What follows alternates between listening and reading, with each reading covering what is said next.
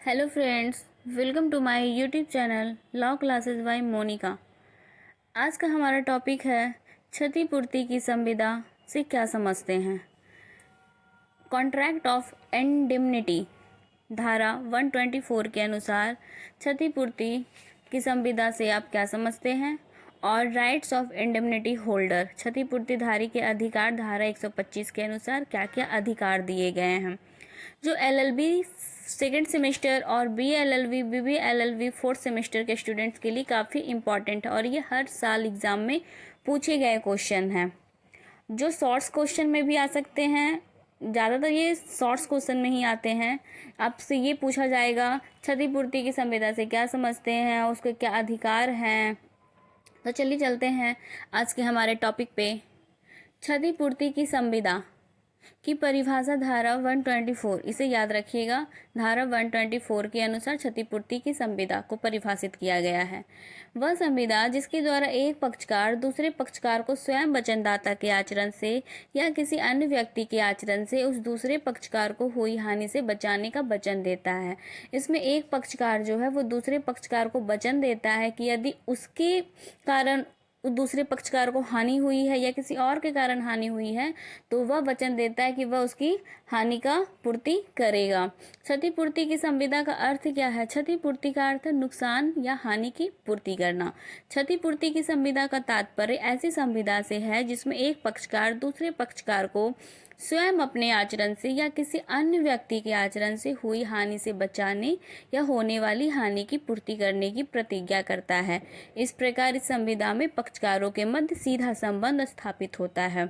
इसमें है एक पक्षकार जो है दूसरे पक्षकार को वचन देता है कि यदि किसी के कारण या उसके कारण उसकी हानि होती है तो वह उसके नुकसान की भरपाई करेगा, उसके नुकसान की भरपाई करेगा। एक पक्षकार जो बचाने या क्षतिपूर्ति की प्रतिज्ञा करता है उसे क्षतिपूर्तिदाता कहते हैं और दूसरा पक्षकार जिसको क्षतिपूर्ति की जाती है उसको क्षतिपूर्तिधारी कहते हैं। इसमें एक वाद है विश्व नारायण बनाम ओरिएंटल इंश्योरेंस कंपनी लिमिटेड। इस बात में क्या हुआ था, एक मोटर वाहन था, उसका 1 लाख रुपए की बीमा पॉलिसी ली गई थी। मोटर वाहन की चोरी हो गई जिसके कारण वादी को हानि हुई। बीमाकर्ता का यह तर्क कि उसका दायित्व जो है वो वाहन के बाजार मूल्य तक सीमित था, न्यायालय ने उसे अस्वीकार कर दिया जबकि उसकी भरपाई बीमाकर्ता को करनी थी। क्षतिपूर्ति संविदा की प्रकृति अभिव्यक्त या लिखित भी हो सकती है और मौखिक भी हो सकती है। कभी कभी क्या होता है ना, पक्षकारों के आचरण से ही पर्याप्त हो जाता है उसकी प्रकृति। इसमें एक इम्पॉर्टेंट केस है डगडेल बनाम लोबरिंग। इस बात में क्या हुआ था, इस बात में प्रतिवादी एवं एक कंपनी था, वो केपी कंपनी, कुछ ट्रकों के दावेदार थे जो वादी के कब्जे में थी, परंतु स्वामित्व किसी का सिद्ध न हो सका था।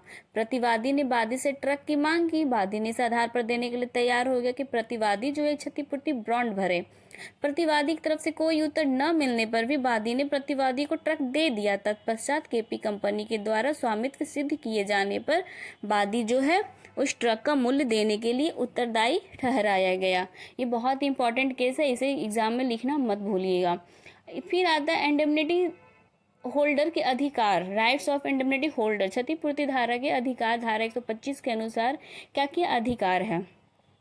पहला अधिकार है सभी नुकसान जो उसे किसी भी मामले के संबंध में किसी भी मुकदमे में भुगतान करने के लिए मजबूर किया जा सकता है जिस पर क्षतिपूर्ति का वाद लागू होता है। दूसरा है सभी खर्चे जो उसे ऐसे किसी बाद में चुकाने के लिए मजबूर किए जा सकते हैं यदि उसे लाने या बचाव करने में उसने वचनदाता के आदेशों का उल्लंघन नहीं किया है और कार्य किया है, यदि वचनदाता ने उसे बाद लाने या बचाव करने के लिए अधिकृत किया है। इसमें है सभी नुकसान और सभी खर्चे।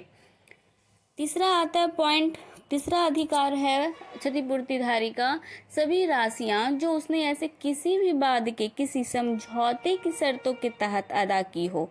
वे सभी राशियां जो किसी बाद में या किसी समझौते में शर्त रखी गई हो उस शर्त के तहत अदा की हो, यदि समझौता जो है वो वचनदाता के आदेशों के विपरीत नहीं था, यदि वचनदाता ने उसे बात समझौता करने के लिए अधिकृत किया। इसमें एक और बात है गजानन मोरेश्वर बनाम मदन मोरेश्वर।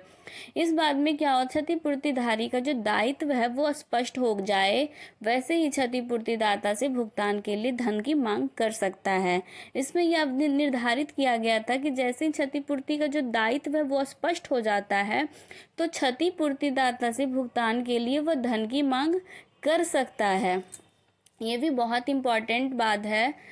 तो thanks for watching my video. अगर आपने हमारे वीडियो को सब्सक्राइब नहीं किया, हमारे चैनल को सब्सक्राइब नहीं किया है, तो प्लीज़ सब्सक्राइब कर दीजिए और हमारे वीडियो को प्लीज़ लाइक